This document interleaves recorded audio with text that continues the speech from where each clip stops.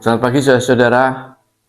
Kejadian 13 ayat 16 berbunyi, dan aku akan menjadikan keturunanmu seperti debu tanah banyaknya, sehingga jika seandainya ada yang dapat menghitung debu tanah, keturunanmu pun akan dapat dihitung juga. Saudara, di dalam perjanjian Allah dengan Abraham hanya 2 ayat yang menekankan kata menghitung. Di sini ayat ini mengatakan menghitung, ayat 16.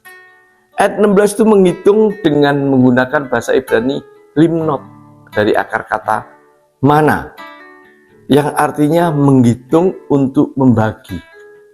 Jadi bukan cuma dihitung saja, tapi ada kesinambungannya. Menghitung untuk membagi. Tapi nanti di Kejadian 15 ayat 5 ada kata juga menghitung. Sama, topiknya sama, mengulang sedikit. Tapi di Kejadian 15 ayat 5 menggunakan kata syapar. Syapar itu menghitung, itu merangkum sejumlah nilai.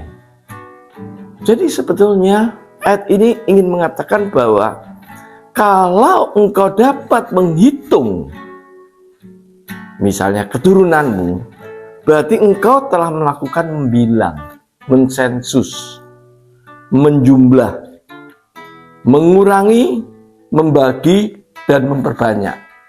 Jadi menghitung itu adalah dalam posisi bukan dihitung 1, 2, 3, bisa mengurangi, bisa membagi, bisa memperbanyak. Saya merenung pada ayat ini. Kenapa kata mana ini, Kejadian 13 ayat 16, menghitung untuk membagi? Kenapa untuk membagi?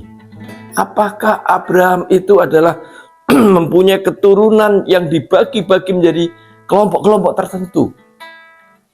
Apakah Abraham itu mempunyai keturunan yang terus keturunan lalu dibagi menjadi bagian-bagian tertentu? Ini menjadi pemikiran saya. Ketika saya pelajarin, saya mendapat beberapa banyak hal yang menemukan bahwa membagi di sini adalah Allah menekankan menghitung itu dalam satu kekuatan yang bertahap yang akan dihasilkan oleh Abraham. Misalnya Abraham mempunyai anak 1, anak nanti ada anaknya lagi atau cucu anaknya lagi, dan bagian-bagian itu. Jadi ternyata melihat pembagian ini dihitung dan menjadi hitung keturunan ke keturunan. Saudara-saudara, kenapa Allah buat perjanjian dengan Abraham sedemikian indah?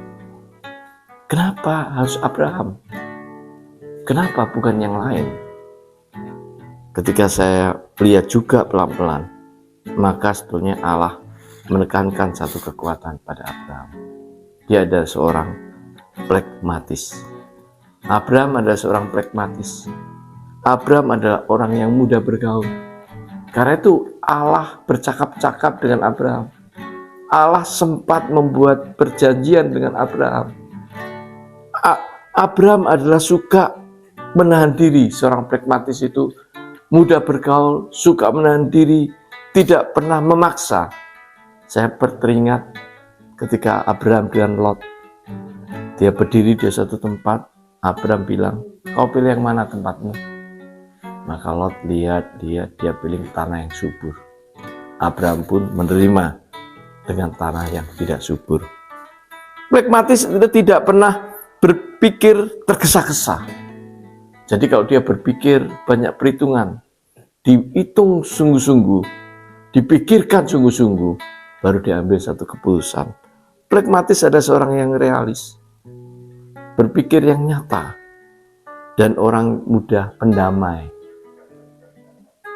Saudara-saudara, pragmatis ini mempunyai satu kekuatan yang hebat, dan dia menjadi pendengar yang baik, dan dia mampu menjadi sahabat bagi orang lain. Karena itu Abraham menjadi satu bapak beriman bagi semua orang yang mengikut Kristus. Bapak beriman, dia bisa memberi contoh, dia bisa memberi kekuatan yang hebat. Dia bisa memberi kepemimpinan yang sungguh luar biasa. Dan dia bisa membantu banyak hal. Sehingga pada suatu saat ketika sedang musim kelaparan, Abraham dengan rombongannya mau masuk aja ke Mesir. Karena di Mesir ada makanan. Lalu Abraham bilang sama istrinya, "Kau jangan menyebut engkau istriku. Kalau engkau menyebut engkau istriku, maka aku akan dibunuh." Saudara, sebetulnya kata-kata ini adalah kata-kata yang tidak menyenangkan. Kenapa Abraham yang disebut bapak beriman tidak percaya bahwa ketika dia masuk ke Fir'aun, masuk ke Mesir, pasti Tuhan memelihara dia. Tetapi dia masih gentar, takut istrinya diambil dan dia dibunuh.